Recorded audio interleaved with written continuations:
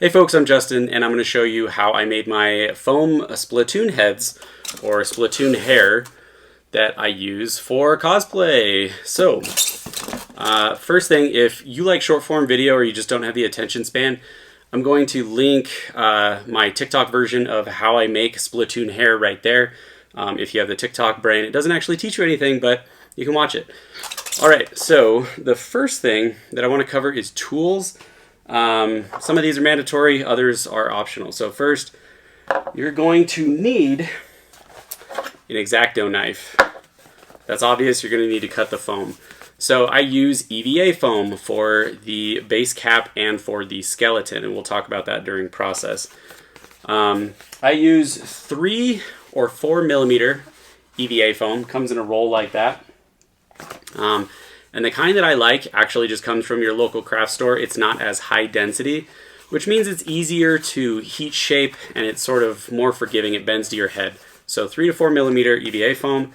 You can find it at your craft store. You can buy it online. If you get the high density version, that's totally okay. So 3 to 4 millimeter. You're going to need that. You're going to need an X-Acto knife or some way to cut your foam.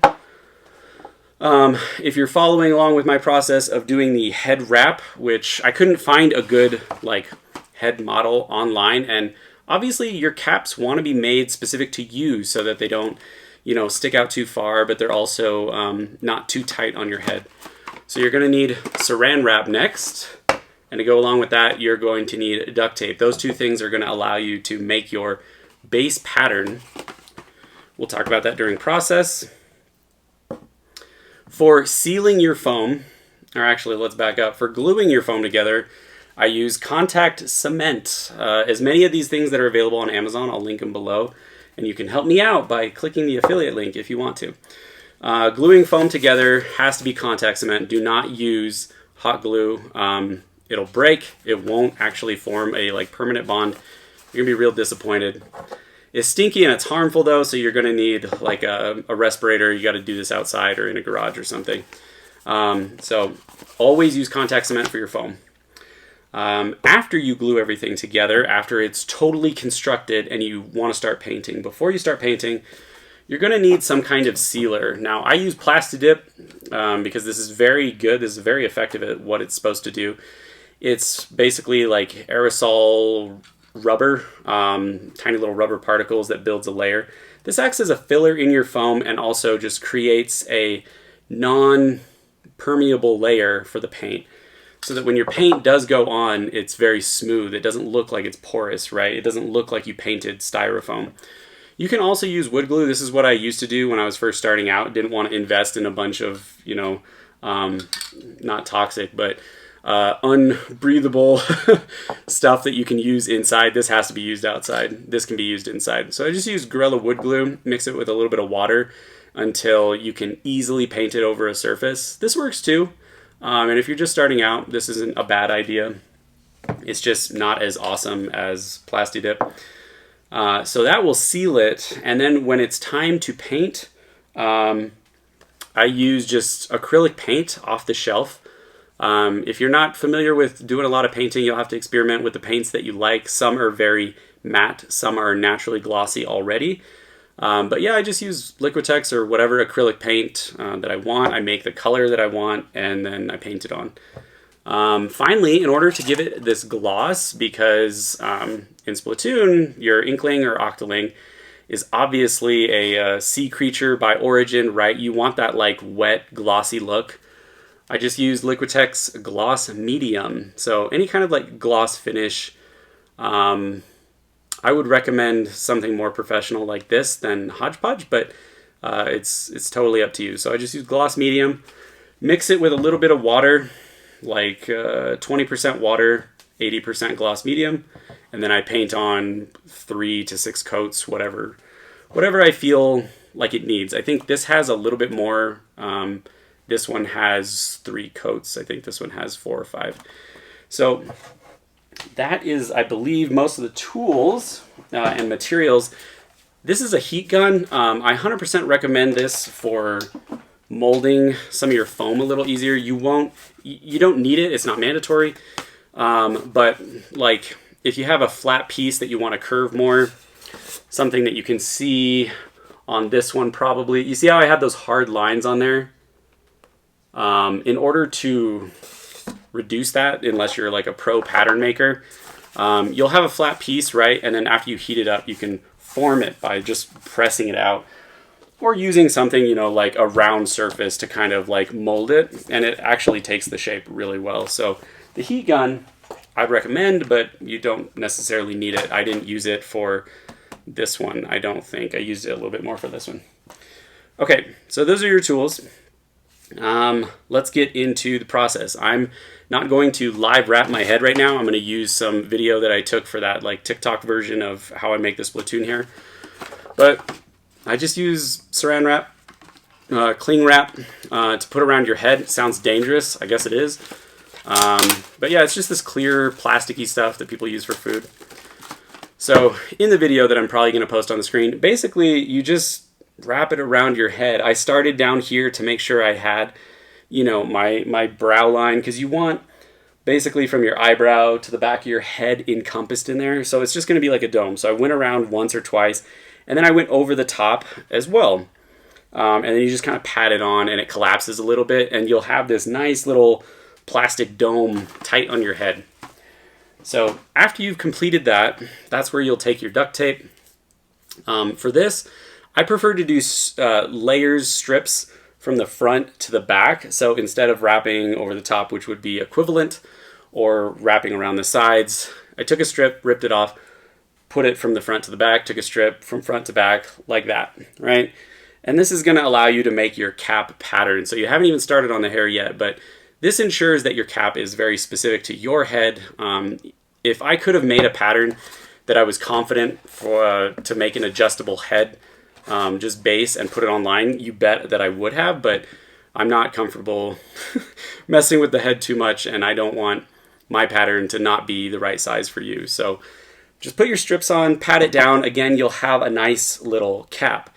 In the video, and I think in my pattern, you can see I ended up adding these, gosh, what is this called? Sideburns onto my pattern. So I just add a little piece of duct tape, and you basically just keep putting it on, taking it off, seeing where it's uncomfortable, make a mark, take it off, cut it, make a mark, put it back on, that sort of thing, until you have the cap just like you want. All right, so we have our cap. Now we turn it into a pattern.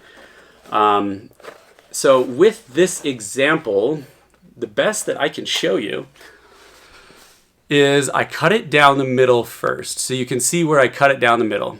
After that, I basically cut out a strip along the side, sort of curving as much as like equal as possible on both sides. So cut a strip from front to back, kind of curving along the edge of the skull there, and I made 2 cuts. Again, you can see it inside, and the pattern for this one is the exact same as the pattern for the purple one. After that, you're going to have these like half discs inside, which you can sort of see if the exposure is good. It comes out like a disc, and it's a little round. And that's why I made these cuts that you can see, these hard lines. If I had done this before, I would have done it better, but I just cut 2 lines directly into it in order to flatten it out. And that's the goal, is you just want to flatten your pieces out as much as possible. So after you have your pieces, that's when you want to get them flat, trace them onto the foam. And again, I'll show you another video on here where I did that already. Trace it onto the foam and cut it out. All right, now we're going to put together the base cap. This is when, I'll use some other pieces. This is when, if you pretend that this is your pattern, this is where you're going to use the contact cement. And again, you have your pattern pieces, label what is front and what is back. And you're basically going to put the glue onto both edges. Now, when you align it, start by aligning it at the front, because that's what's going to show, and that's the less editable side of the mask. I ended up trimming up the back a little bit because there was some wonky edges, but the front is what people are going to see first. So put the contact cement on, let it dry, look up how to use contact cement properly, make sure it's tacky. And then you just put it together slowly, right? what I did is I did my 2 side pieces first, and then I put the 2 halves of your crown together, right? So it'd be kind of like that, and then I put it together. You're gonna have a finished cap. Okay, let's talk about how you actually get the shape that you want out of here. There's a ton of different styles in Splatoon. I kind of wanted to go for the rockabilly look since I was going to be wearing the Rockenberg, if you know, the Rockenberg Inky Black Rider, which is just like a leather jacket basically. So a bunch of people have asked me how I achieved this kind of like spiral tentacle. And it's really not as difficult as you think. There's a little bit of experiment, a little bit of math involved, but it's not too hard. So after I had my base cap on this one, I basically realized that what I needed were a couple of discs. And this could be way better, but this is as good as I got it, so I'm happy with it. But you're basically going to have these rings right here, right here, right here, right here. And then the rest of it is just a spiral piece of foam taken off of a single layer, and then you just twist it into a spiral. So what I did is I made a large ring. I measured out of paper. I do everything out of paper. How big do I want that front ring to be, right? And then I just held it on my head, went in the mirror. I probably have some pictures or videos I can post, and said, is that good? Does it need to be bigger? Does it need to be, you know, smaller? And then I put my head cap on that I'd already made. Put a piece of tape, you know, attach it, go in the mirror, see how it looks. And once I was happy with how it looked, I glued that ring on, and then similarly, I went over here because we're still just making a skeleton. I made another ring that was slightly smaller, and then again put that on the headpiece. Kind of looked in the mirror, and I was like, okay, do I like that? Do I not like it? And so that's the first half of this.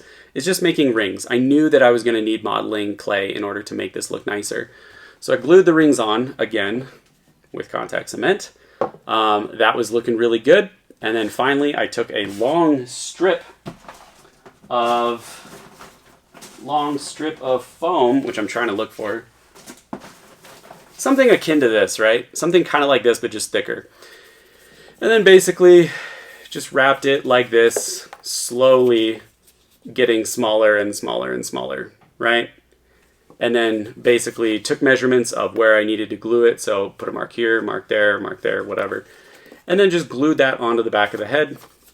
And there, I had my entire tentacle spiral skeleton set out. And again, if I have pictures, I'll post them in the video so that you can see kind of what it looked like before I put all this together. So after you do that, that is where modeling foam comes in. This is stuff that you can just get at, I think, your local craft store. You can also get it on Amazon too, though, if you live in a craft desert. So forgot to mention this during materials, but this is what you use, and it's basically just like really squishy foam. It's wet though, you know, it's wet. It's not a hardened. It's craft foam. So anyway, this is what you're going to use. After you have your skeleton, you're going to start by building the gaps between them. So obviously this is a ring, completely separate. This is a ring.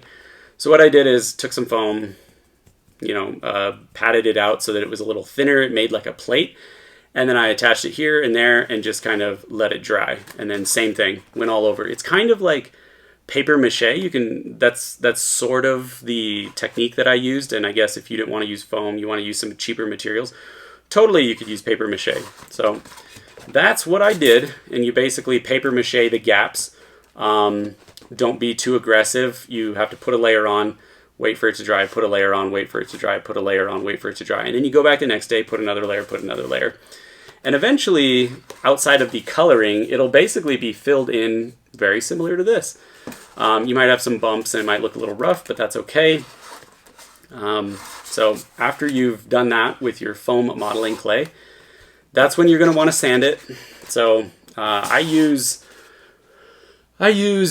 200 grit sandpaper, and then I have a like micro fine sandpaper that I use as well afterward for like the very end. But go through and sand it. Don't use anything with too high a grit because the modeling foam will rip away really easy. So just sand it. There's going to be areas that look a little rough, but overall the paint and the gloss can hide some of that. So don't worry about it too much. Even though you notice something because you're staring at it really close, I promise you other people won't. They're just going to see it from 5 feet away, which is the general rule. And they're going to be like, that's awesome. So anyway, you're sanding it. The whole thing is sanded. And then you basically are going to move on to the finishing. So after you've sanded it, take Plasti Dip, right? This whole thing, let's pretend, is just foam and is not painted yet or anything. This you absolutely need to use outside. Do not use this inside, and you need to use a respirator. But you're just going to go over, kind of like a spray paint, right? I do it until I see it have a slightly wet texture where I'm spraying it, and then I leave it for 15 to 20 minutes, and then I come back and add another layer. How many layers do you do? I think standard I do about 3. You can do more or less depending on how it looks and how impatient you are, but I usually do about 3 to make sure that the foam is fully sealed and is not going to show, holes in the permeable surface. Like if you zoom in on the foam, it has little holes. You don't want to see that. So anyway, after you finish it with Plasti Dip or your wood glue, go ahead and mix some of your paint together, whatever color you want, and just go over the whole thing. How to get a smooth paint job? Gosh, I could talk about painting for a really long time, but there's 2 sort of rules that I always follow with painting. And the first thing is you want to thin this out. If you use this straight out of the tube, it's going to be chunky. You're going to see a ton of texture. With a smooth surface like tentacles, you don't want texture as much as possible. There'll be a little bit, but you don't want it as much as possible. So I do everything hand painted. If you know how to use an airbrush, go ahead. You're a pro. Mine's broken right now. So thin this out with a little bit of water. Not a ton, but you just don't want texture. You want it to go on smooth. And then you use a wide tipped brush when you put it on. I like the fans, but for larger things like my Explosure, I used one of these square ones. So literally dip it, and then you want smooth strokes from front to back as much as possible, right? When I painted this, it was like this. This was an entire stroke. None of this, that kind of thing is really going to hurt the paint job. So thin it out, and then use a wide brush, long strokes. If you have an airbrush, your life is way easier. Okay, so after you painted it, similarly, mix this. 80% this, 20% water if you're making just a little pool, which is a good idea. Just a little, from a glass or the fountain or whatever. This is going to be very sticky and it starts to dry immediately. So again, dip in that, mix it around good so it's a little bit watered down. Get it, long strokes, and try to be, as quick as possible. You'll notice where you're missing some, but just try to be as quick as possible. Paint it on. Wait for it to dry at least, 30 minutes or so, and then you can go back, and when it's not as tacky, you can go back and do another layer. If you start it and you feel it grip too much right away with your watered down gloss, it is still too tacky. You're going to mess your paint job up. Stop immediately. Wait for it to fully dry. Just be patient. These things take forever to make. So go back again after it's not tacky and paint it on.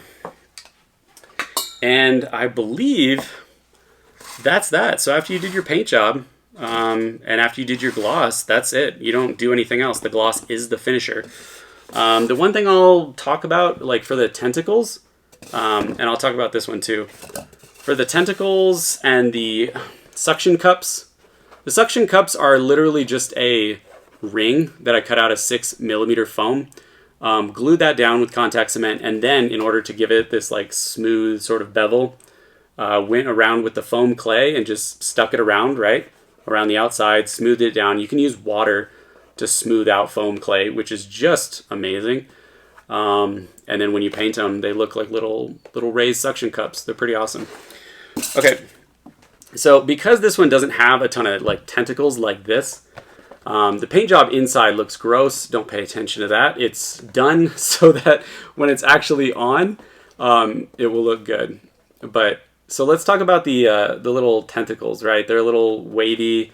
Here's more detail on the back. I originally had a different shape for the top and the back, but I changed it because it looked too much like human crevice. So anyway, tentacles, let's talk about that. Because I know I'm using modeling clay, there is some way to get away with some of this, right? For making the skeleton on this head, because it had wavy tentacles and it was a lot more challenging, basically let's pretend that this is your base cap. This is your base cap for your head, right? So what I did is I cut some patterns, like for this, for example, I cut some patterns out of paper and out of the foam eventually of what I wanted my front tentacles to look like, right? All the way from here basically down. And you got to do those measurements and be like, does that look good? Does that look good? It's a lot of back and forth. So anyway, I eventually will cut them out. This is a little small. It's just for an example. But once you know where you want to put it on your head, right, and where you want it to extend from, you glue it down, right, and then if there's another contact point, you just glue it down there too. Let's see if I can even show this. You would just glue it down kind of like this, right, and it's gonna hang off a little bit. It doesn't look rounded yet. It doesn't look like a tentacle. It just looks like a piece of foam hanging off. So I glued it here, and then I bubbled it up so it wasn't even making contact with the helmet or the skull part until right here. I glued it down. You can kind of see, maybe not from there, maybe from the back. Maybe. Unlikely. You can kind of see here, I glued it onto the sideburn of the skull pattern, basically. So I glued it onto there, and then the rest of it just dangled. It obviously has a little bit of shape here. So this bubble was created because we bowed it off of the head, right, and glued it on 2 points only. And then down here at the bottom, the tip, this is where I use the heat gun, heat it up for a little bit, right? And then you basically just bend it, right? And it'll hold that shape permanently, which is great. But in order for this to stay up, right, we're going to have to put that modeling clay right here along the back to sort of round it out a little bit.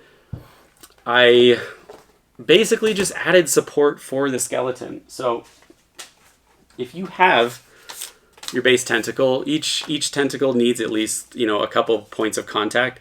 If you're only contacting here and there, right, I added support along the back and the front. So I just added a long straight strip of foam right here that just curved up a little bit. So this made contact with the actual skull cap.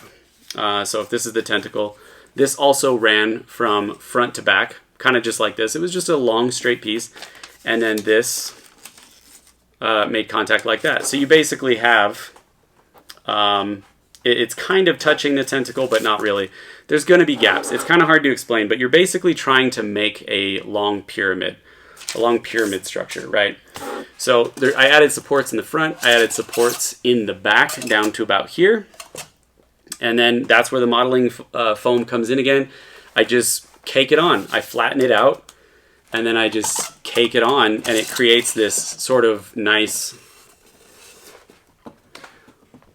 rounded form to it.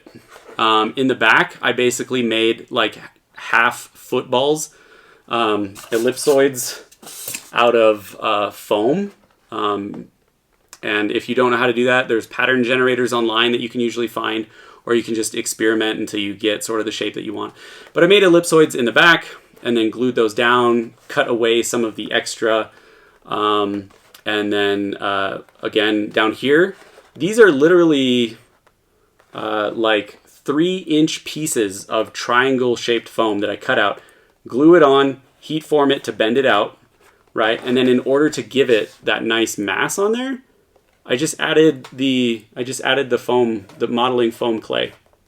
So that's all I did. And then the rest of it, you know, I'm just caking on that modeling foam. For this hat, for this hair, I literally used an entire, what is this? 11 ounces of this foam, like an entire container for this. So that's what I did. Same thing here. I wanted it to bow out a little bit here, so I just caked up a ball, stuck it on, flattened it down, and then the real work is going to be a ton of sanding. So just sand if you have gaps, re-add where you need to, sand, re-add in the gaps where you need to. Hopefully that gives you some idea of how I've done all of these. But really, yeah, I mean, the tentacles are, like, especially like these kind of tentacles are hard to conceptualize and make a nice pattern for. I think I spent a couple hours just like going through turmoil with myself trying to figure out how to perfectly do that before I basically said, you know what, I want this general shape, cut out a straight piece of foam, glued it, and then went from there and said, okay, so it needs support on this side, needs support on that side. I'm just going to add a little junk piece of strip on this side, same thing on that side, glued it down with the contact cement.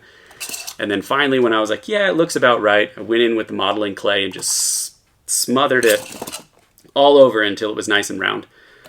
So that's how you do it. That's how I do it. That's the entire process. If you have more questions, post them below or contact me on social media. I want to help you out if I can. I want to help you make the best cosplay you can. So I only have a few minutes left before my thing stops recording. So I want to talk about recommendations. This takes a ton of time and money. I think each one of these took 2 weeks. The main thing is that there's a lot of drying time. Then there's a lot of like sanding time. The actual like coming up with the foam, doing the head, the wrap and all that stuff doesn't take a lot of time, but the drying does. The modeling foam, even depending on how thick it is, can take up to 3 days for your like caked on, you know, points to dry before you should start sanding them. So they take about 2 weeks. Additionally, this one took a good amount, like half, maybe like a half or a third of an entire roll, which is about 5 feet long. So I suppose they can be kind of expensive as well, but wigs are also super expensive. So, but the paint, gloss medium is kind of expensive, but the paint is not super expensive. But all these things add up, you know. So anyway, I want to talk about some other recommendations. If you don't want to do this, tons of people have had really great success just altering wigs and using, you know, like really good hair glue, hairspray. So I totally recommend going the wig route if you want to, if you're not comfortable making these. Like I said, a lot of successful people have done that. The only thing that I think bugs me about the wigs is that you can't make them look glossy. I really love the glossy look on the hair, and you can't do that with a wig. But wigs are way easier to form into unique shapes, right?